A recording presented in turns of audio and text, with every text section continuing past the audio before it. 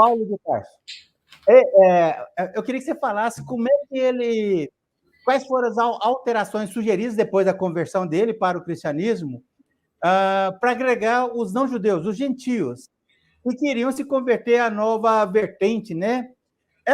E outra pergunta, essas alterações sugeridas por Paulo de Tarso foram aceitas por unanimidade ou houve polêmica? Antes de você responder, viu, Sérgio, eu quero falar para você de uma brincadeira que eu faço com os meus amigos cristãos.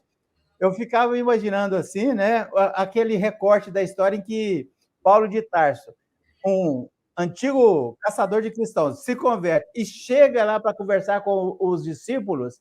Eu fico imaginando que assim, era só discípulo pulando pela janela, fugindo pela porta da frente, e ele teve que convencê-los. Mas esse é outro papo, né? Que ele teve que convencê-los que ele tinha se convertido. Eu queria saber sobre essa questão das sugestões que ele fez para agregar os gentios, os não-judeus que queriam se converter à nova vertente.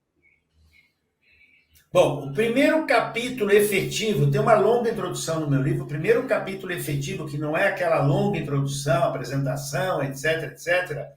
O primeiro capítulo é sobre Paulo de Tarso. Paulo de Tarso e Agostinho são duas pessoas complexas, com uma competência intelectual e de pregação, uma retórica muito bem construída, muito bem embasada.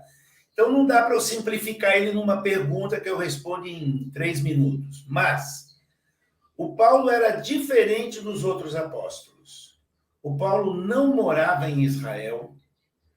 Os outros apóstolos eram pessoas ou do campo, ou pescadores, tinha um grupo de pescadores. Aquele grupo de apóstolos não tinha o que nós chamamos hoje de intelectuais. Tinha gente do povo, pescadores, agricultores, pastores, naquele grupo, gente muito religiosa, fervorosa, mas o Paulo era diferente. Começa que o Paulo vivia em Tarso, que é uma cidade na atual Turquia, numa região que a gente chama de Ásia Menor, que era uma polis grega, tinha a cultura grega. Ele conhecia o judaísmo, dizem que ele estudou com um rabino em Jerusalém, isso é provável, mas ele tinha a cultura grega, ele falava o grego fluentemente. O grego era a grande língua de comunicação entre setores que tivesse cultura, né? Tivesse uma amplitude de cultura no mundo antigo, principalmente no Oriente. No Ocidente já era menos, no Ocidente era o latim. Mas então ali o Paulo chega com esse grupo e ele está muito melhor dotado. Ele inicialmente é um caçador de cristãos, mas depois ele é iluminado na estrada de Damasco, Mas aí o que acontece com Paulo? O Paulo enxerga mais longe que os seus colegas, os apóstolos. Ele percebe que os judeus são poucos e que não vão criar uma religião universal tão fácil. Havia muitos não-judeus chamados prosélitos da porta, ou seja, gente que queria se converter ao judaísmo, mas não se convertia, e o Paulo sabia disso. E por que não se convertiam?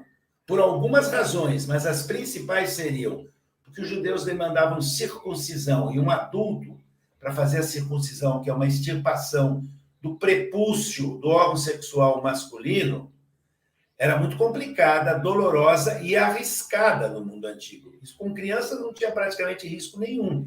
Feito com a criança de 8 dias de idade, não tinha risco nenhum. A menos que a criança tivesse alguma doença, alguma coisa. Mas isso não dava grandes problemas. Mas os adultos tinham medo. Isso é uma, circuncisão.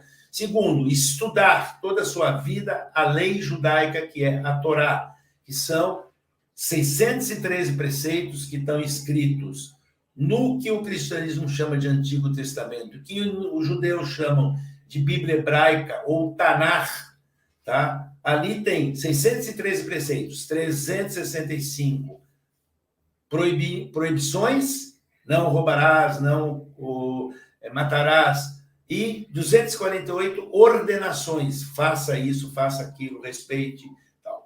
Então, estudar isso e praticar isso. Estudo da Torá e prática dos preceitos. Isso era muito pesado.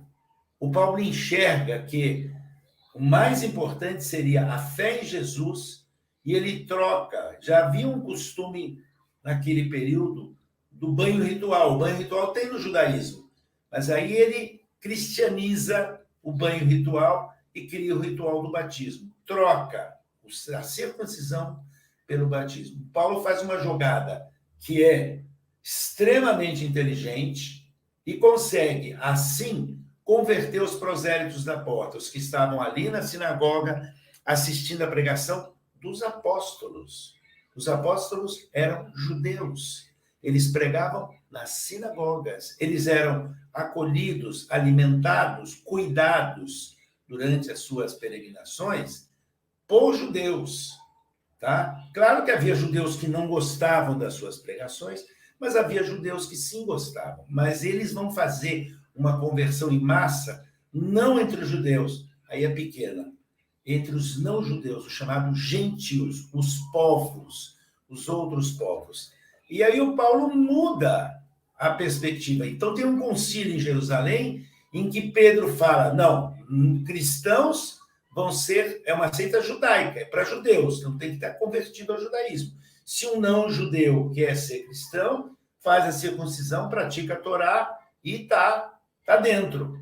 O Paulo fala, não, nós podemos ter dois grupos, nós podemos ter esses judeus cristãos e vamos ter o grupo dos gentios que vão se converter através do batismo e pela fé em Jesus eles estão dentro desse grupo.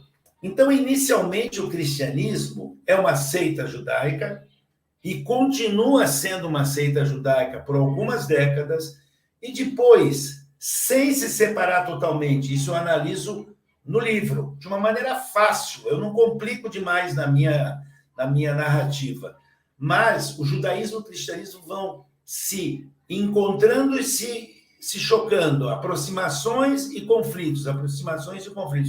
O livro inteiro é sobre aproximações e conflitos, influências bilaterais, os judeus influenciam os cristãos influenciam os judeus, por quê? Porque eles eram de uma mesma origem, eles tinham uma mesma herança.